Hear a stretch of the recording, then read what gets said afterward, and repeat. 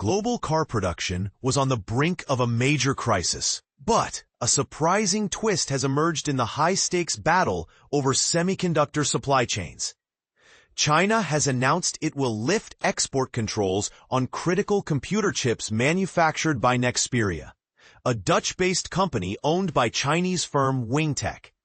This move comes as a relief to automakers worldwide, who had feared severe disruptions after China initially blocked exports in response to the Dutch government's takeover of Nexperia last October. But here's where it gets controversial.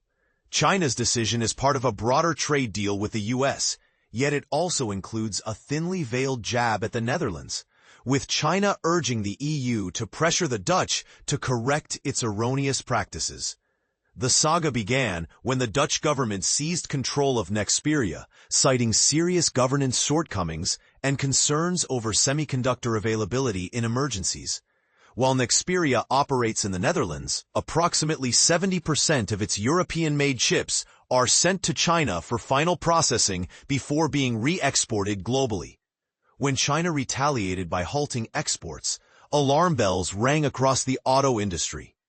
The European Automobile Manufacturers Association, EMEA, warned that chip supplies would last only weeks, and major players like Volvo, Volkswagen, and Jaguar Land Rover sounded the alarm over potential plant shutdowns.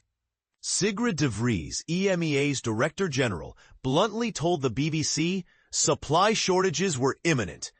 And this is the part most people miss. The geopolitical tug-of-war over Nexperia highlights the fragility of global supply chains and the risks of nationalizing critical industries.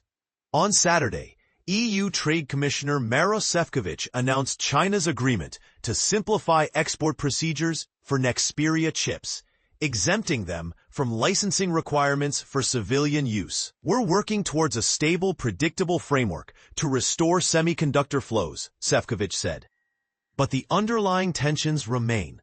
China's Commerce Ministry didn't mince words, calling on the EU to exert its influence on the Netherlands, a move that raises questions about sovereignty and economic coercion. Is this a temporary truce or a lasting solution? While the immediate crisis appears averted, the broader implications of this dispute are far from settled. As nations increasingly weaponize trade policies, how secure are global supply chains? And should companies like Nexperia be caught in the crossfire of geopolitical rivalries? Let us know your thoughts in the comments. This is a debate that's far from over.